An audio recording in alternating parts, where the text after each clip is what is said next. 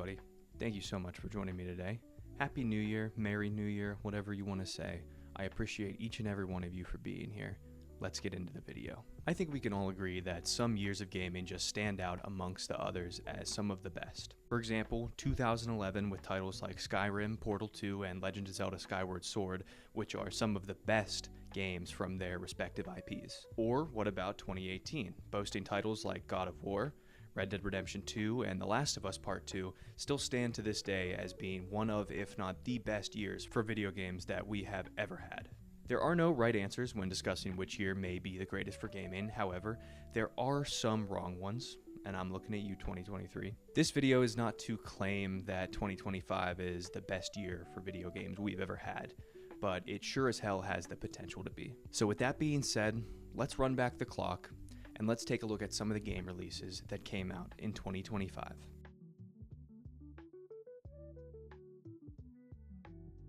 We start off the year with a bang. KCD 2, or Kingdom Come Deliverance 2, released February 4th by Warhorse Studios and took the world by storm. The highly anticipated sequel of KCD 1 was the hottest game on Steam for some time.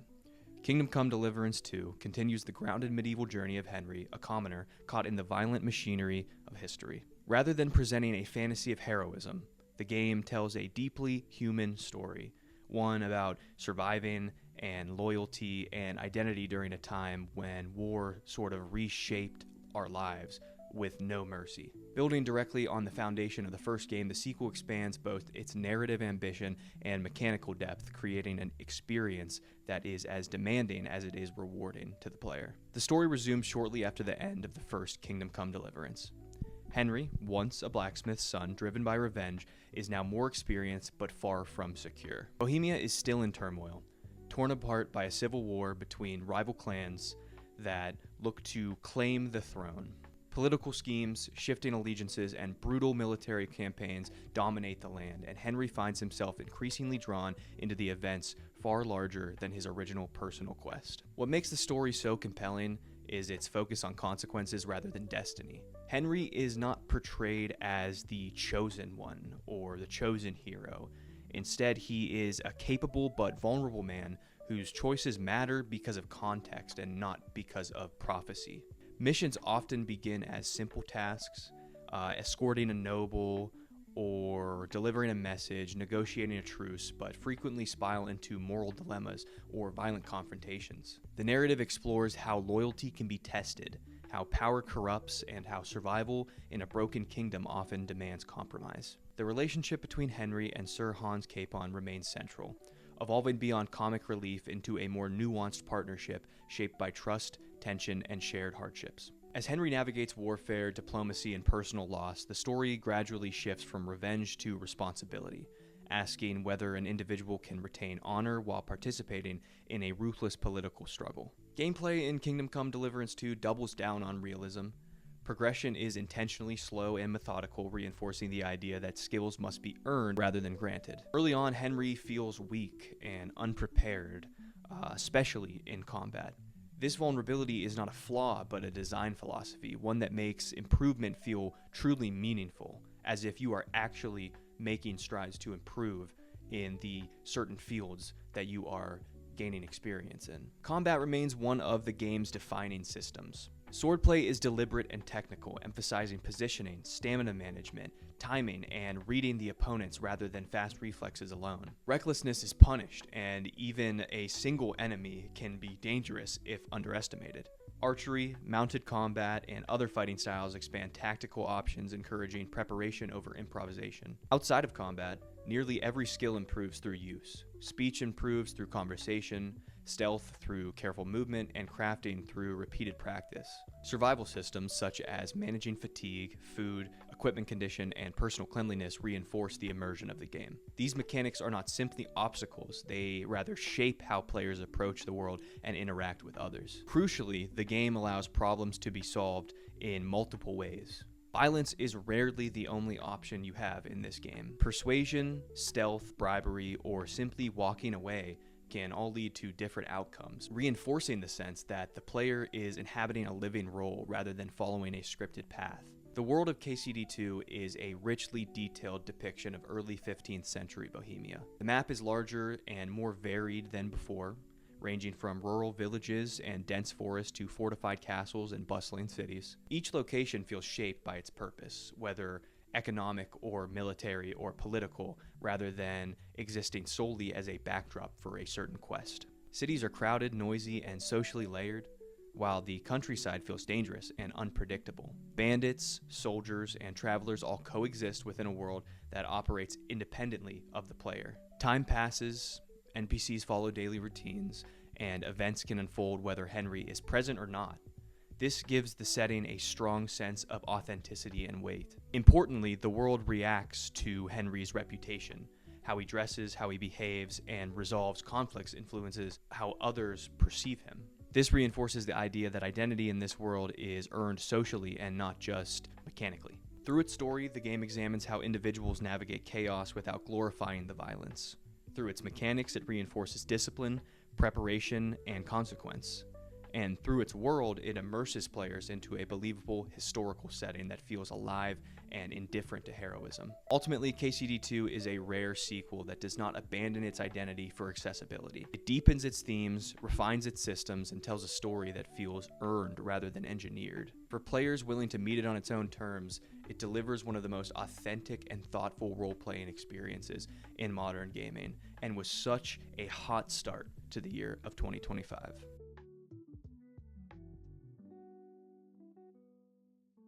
The next game up is Split Fiction, a game developed by the same team as It Takes Two, the Game of the Year in 2021. Although, in my opinion, not as good as It Takes Two, it still holds up. Split Fiction is a narrative-driven co-op game that explores the tension between imagination and reality, using its story and gameplay to reflect the one central idea. Creativity thrives through collaboration and not isolation.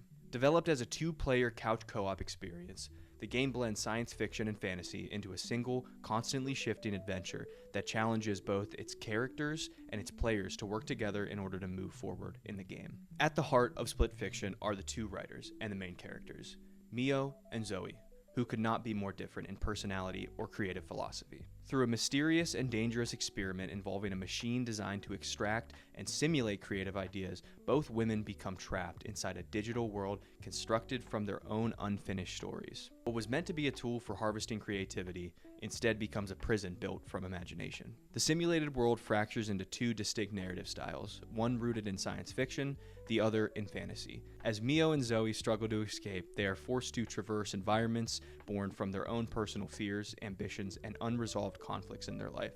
The story is not just about surviving this artificial reality, but about understanding each other's perspective. Their disagreements, their insecurities, and contrasting creative approaches are externalized into the world itself, turning emotional conflict into literal obstacles. As the narrative progresses, the boundaries between the two genres begin to blur. Science fiction elements collide with fantasy logic, mirroring how the characters' rigid views of creativity slowly soften. The story ultimately becomes less about escaping the machine and more about reclaiming ownership over one's ideas and recognizing the value of shared creation. Like the developer's previous title, Split Fiction is designed exclusively for cooperative play. Every mechanic reinforces the idea that success is impossible alone. Each player controls one character, and both are given unique abilities that must be used in tandem to solve puzzles, navigate environments, and survive encounters. Gameplay constantly evolves. One moment players may be manipulating gravity or futuristic technology, and the next they may be casting spells or interacting with mythical creatures. The game regularly introduces new mechanics and then discards them before they can grow stale, keeping the experiences fresh and unpredictable.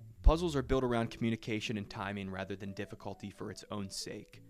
Players must coordinate actions, understand each other's roles, and adapt when the game subverts expectations. Failure is rarely punishing. Instead, experimentation is encouraged, reinforcing the theme of creative trial and error. Importantly, gameplay mirrors character development. As Mio and Zoe learn to trust one another, the mechanics become more fluid and interconnected, symbolizing their growing harmony. The world of Split Fiction is not a single coherent setting, but rather a patchwork of imagined reality stitched together by conflict. Players move between sleek, neon-lit sci-fi cities and dreamlike fantasy realms filled with magic ancient ruins, and surreal creatures. These worlds are not merely aesthetic shifts, they operate on different rules, forcing players to constantly rethink how they interact with the environment around them. As the story unfolds, the boundaries between genres slowly start to erode. Fantasy elements appear in technological spaces, while science fiction intrudes into magical landscapes. This blending creates a sense of instability, reinforcing the idea that the characters are trapped inside an unfinished and imperfect creative process. The environments are highly symbolic, representing internal struggles rather than objective reality. The world feels alive, reactive, and deeply personal, turning abstract ideas about creativity into something tangible and explorable. Mio and Zoe are the emotional core of Split Fiction. Rather than being archetypal heroes, they are flawed, stubborn, and often defensive. Their disagreements feel authentic, rooted in fear or failure, creative insecurity, and the pressure to succeed. What makes their relationship compelling is how it evolves naturally throughout the gameplay and story. Neither character is portrayed as objectively right. Instead, the game presents creativity as something shaped by compromise, empathy, and trust. Their growth is not marked by dramatic revelations, but by small moments of understanding that accumulate over time. Secondary characters, often manifestations of ideas, characters from unfinished stories or distorted reflections of the protagonists, serve to deepen themes rather than distract from them. They exist to challenge the writer's assumptions and push them towards self-reflection. Split Fiction stands out not because of its technological spectacle alone, but because of how seamlessly it aligns story, gameplay, and theme.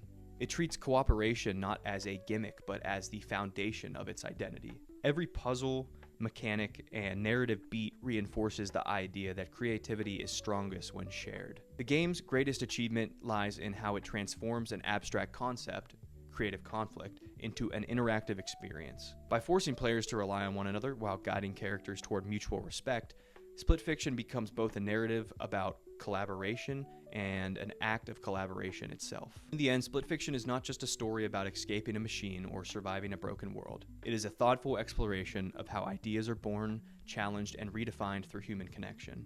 It proves that when different perspectives collide, the result is not destruction, but something richer, more imaginative, and more meaningful than either could create alone.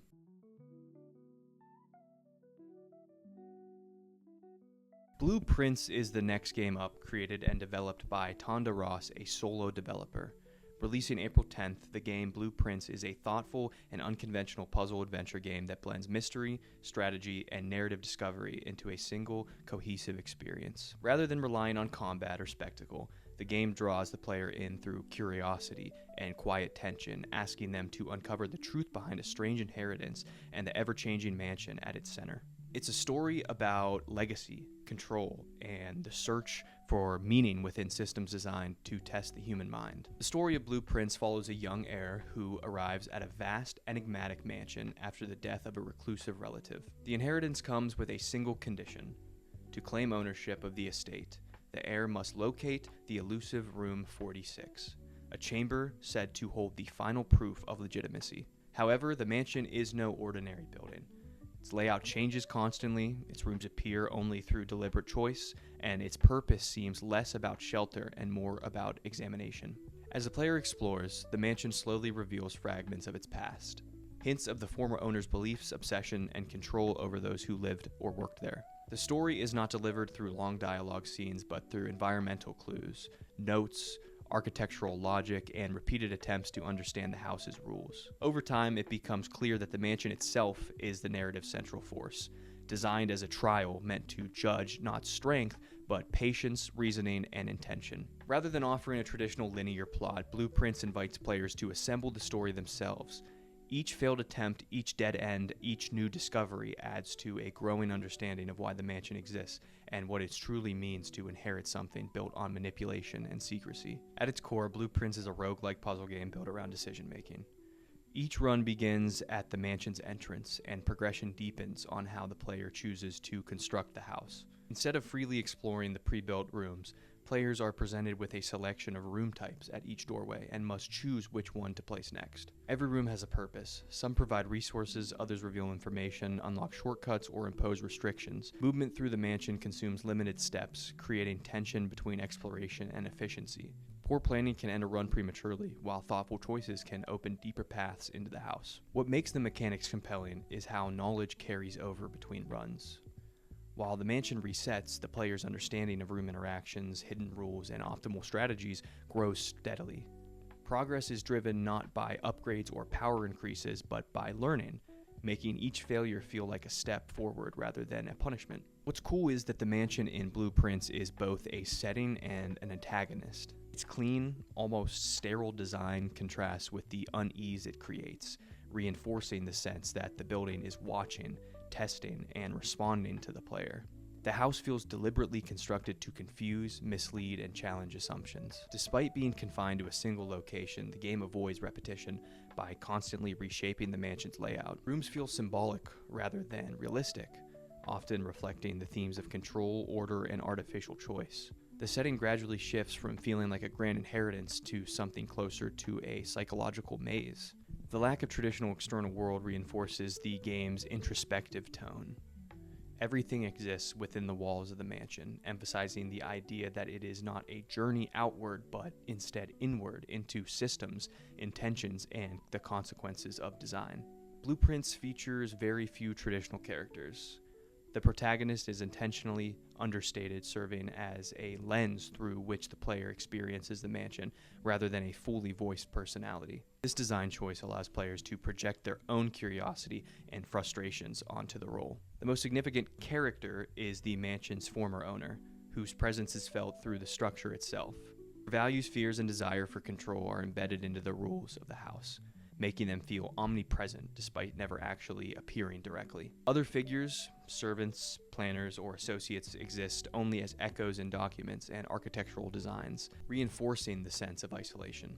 This absence of direct interaction makes the narrative feel haunting and personal, as if the player is uncovering a private obsession rather than participating in a public story. Blueprints is a game that rewards patience, reflection, and curiosity. Its story is subtle, its mechanics demanding, and its world deliberately restrictive, but all of these elements serve a unified purpose. By stripping away conventional progression systems, the game places meaning in understanding rather than conquest. The mansion's shifting rooms become a metaphor for inheritance itself, something shaped by choices made long before you arrive, yet still influenced by how you navigate it. Through careful design, Blueprints transforms repetition into discovery and limitation into depth. In the end, Blueprints is less about reaching Room 46 and more about what the journey reveals, about systems of power, the burden of legacy, and the quiet satisfaction of unraveling something that refuses to explain itself.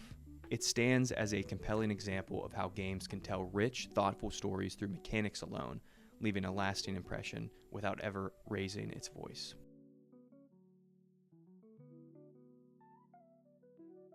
Now, the moment you have all been waiting for. The game of the year. Expedition 33. One of the most unique stories ever told, with a charm about it that makes this game so fun and so replayable.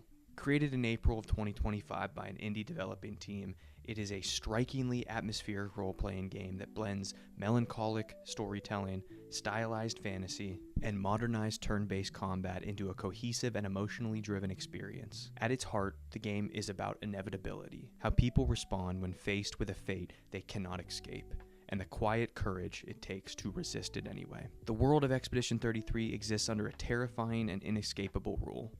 Once a year, a godlike figure known as the Paintress awakens and paints a number upon a distant monolith. Everyone who has reached that age instantly disappears, erased from existence. Each year the number decreases, and with it the remaining lifespan of humanity grows shorter. The day and the event is called the Gamage. The story follows Expedition 33, a group formed from those who are next in line to die. With nothing left to lose, they embark on a desperate mission to reach the Paintress and stop the ritual before the next number is painted. It's a journey driven not by hope of survival, but by defiance, an attempt to give meaning to the lives already marked for erasure. As they say in the game, for those who come after, knowing that they will most likely perish along the way. That is not the point. The point is to stop the Paintress for the people back on the main island, to give them a better life, a life without worry. As the expedition advances, the story reveals layers of mystery surrounding the Paintress, the origin of the ritual, and the nature of the world itself. Along the way, the characters confront not only monstrous enemies and hostile environments, but also their own regrets, their fears, and unresolved pasts. The narrative balances intimate character moments with cosmic stakes, making the threat feel both personal and universal. I won't go into too much detail as to not spoil it, because this is a game you have to play for yourself. Even if you don't like turn-based combat, even if you don't appreciate the aspects of the game, this game got me into turn-based combat. With no prior knowledge of turn-based combat other than maybe Final Fantasy and Pokemon, I was a little hesitant to get into this game, but once I did, man, it is truly a masterpiece. Gameplay in Expedition 33 is built around a turn-based RPG combat system, but with real-time elements that add tension and player involvement. Attacks, defenses, and abilities often require precise timing, turning each encounter into an active engagement rather than a passive exchange. Players control a party of characters, each with distinct abilities and combat roles. Strategic planning is essential. Synergy between party members can determine survival, especially against the more powerful enemies. Timing-based combat allows players to dodge, parry, or enhance attacks, rewarding skill and attention without abandoning the tactical depth of classic RPGs. Outside of combat, exploration plays a major role. Players traverse interconnected regions, uncover hidden paths, solve environmental puzzles, and discover lore scattered throughout the world. Progression is tied to not only leveling up, but also understanding enemy behaviors, mastering mechanics, and making meaningful narrative choices. The world of Clair Obscur Expedition 33 is surreal and hauntingly beautiful, inspired by the painterly art style that makes each environment feel like a living canvas. Cities crumble in silence, landscapes feel frozen in time, and colors often clash or fade in ways that reflect the world's slow decay. Despite its beauty, the setting carries a constant sense of loss. Every place feels temporary, as though it's already a memory. The atmosphere reinforces the game's central theme. Nothing here is meant to last. The world is not just a backdrop for the story, but instead it is evidence of the paintress' power and cost of her ritual. The journey of Expedition 33 moves through locations shaped by past expeditions, failed rebellions, and forgotten lives, reminding players that many have tried and failed before. The history gives the world weight and makes the character's struggle feel tragically small yet deeply meaningful. The characters of Expedition 33 are defined by the knowledge that their time is limited. Each member of the expedition has distinct personality, background, and reason for joining the mission. Some seek redemption, others understanding, and some simply refuse to vanish without leaving their mark. Rather than focusing on grand heroism, the game emphasizes quiet humanity. Conversations explore fear, love, bitterness, and acceptance. Bonds form naturally through shared danger and shared fate, and character development is tied closely to the journey rather than dramatic twists. The paintress herself stands a distant but ever-present force, less a traditional villain and more a symbol of inevitability. Whether she's a tyrant or a guardian or something more complex becomes one of the story's central questions. Clair Obscur Expedition 33 is a game about standing against certainty. It does not promise victory, nor does it offer easy answers. Instead, it asks what it means to act when the outcome seems predetermined, and whether the defiance itself can be a form of hope. By uniting its story, mechanics, and visual identity around the theme of time and erasure, the game delivers a powerful and cohesive experience. Its combat keeps players engaged, its world invites contemplation, and its characters ground the narrative in genuine emotions. In the end, Expedition 33 is not just about stopping the paintress. It is about choosing to move forward despite fear, about finding purpose when the clock is already counting down, and about proving that even the shortest lives can still matter. Everything about this game screams Game of the Year, and it is no surprise why they swept pretty much every category that they were in at the Game Awards.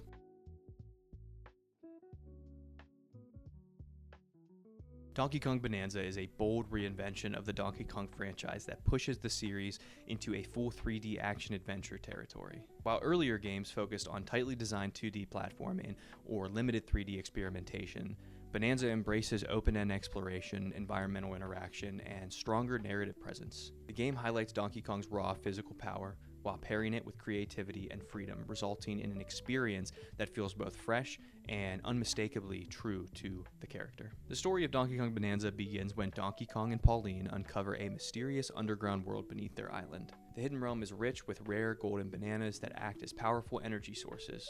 A corporate faction led by the greedy Void Kong seeks to exploit these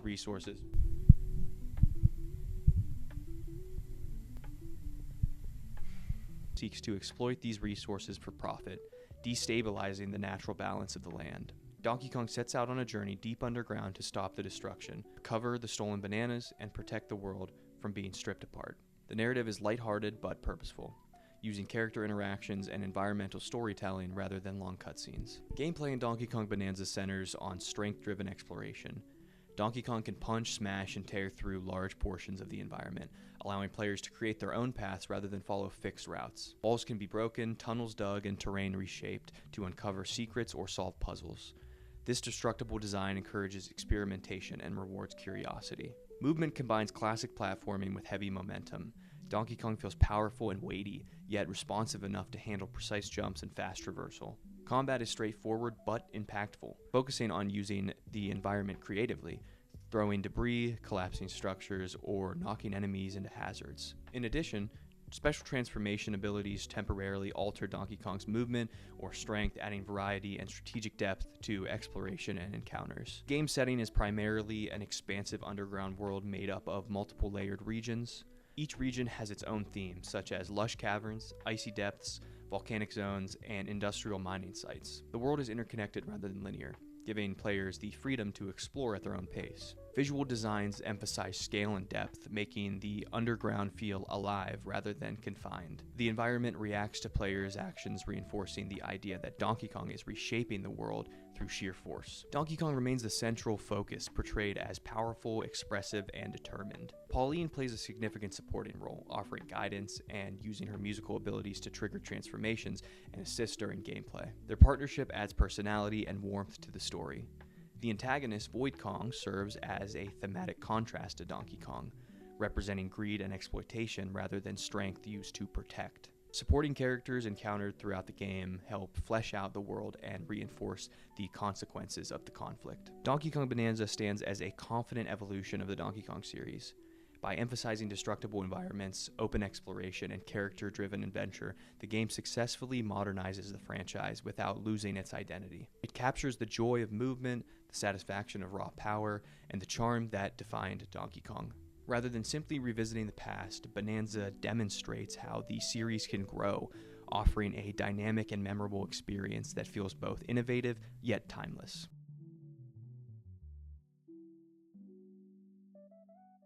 Hollow Knight Silksong is the long-awaited follow-up to Team Cherry's acclaimed indie game Hollow Knight.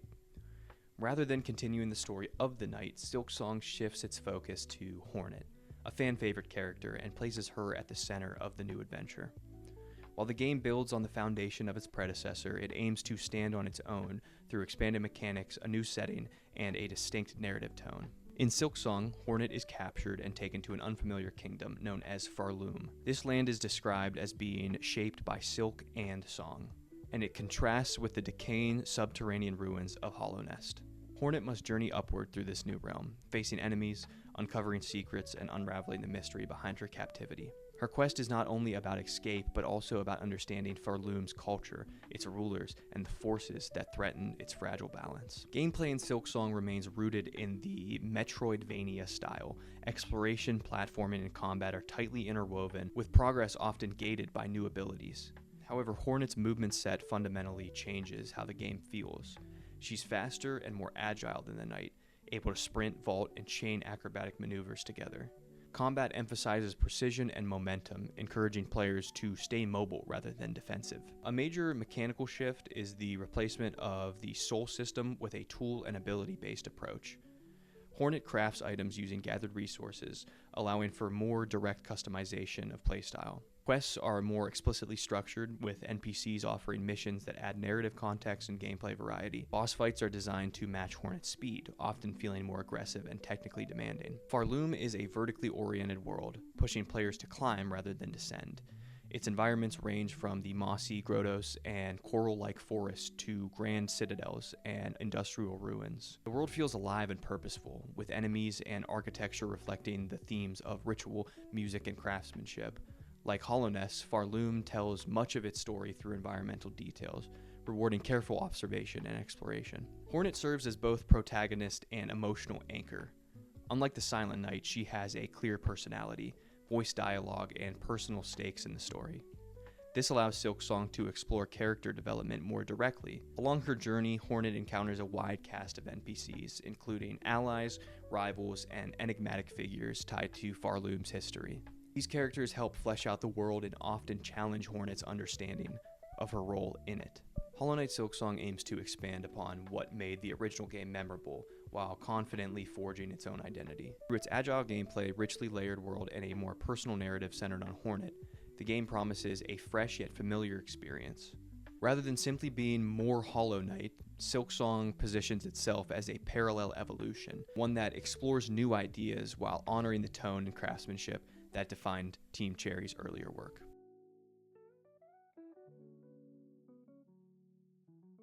Dispatch is a narrative-driven game developed by Ad Hoc Studio that blends superhero fiction with workplace drama and choice-based storytelling. Rather than placing the player directly into the role of costumed hero fighting crime on the street, Dispatch takes a more grounded and unconventional approach. The game focuses on leadership, responsibility, and consequences, asking players to manage heroes instead of becoming one. In doing so, it reframes the superhero genre through a lens of human conflict and organizational pressure. The story of Dispatch centers on Robert Robinson, a former superhero whose powers are gone and whose career has taken an unexpected turn. Instead of saving the city firsthand, he now works behind the scenes at a superhero dispatch center. From this control room, Robert assigns heroes to emergencies across the city, balancing public safety with internal politics, limited resources, and fragile team dynamics. As the narrative unfolds, it becomes clear that the real challenge is not stopping villains, but managing people,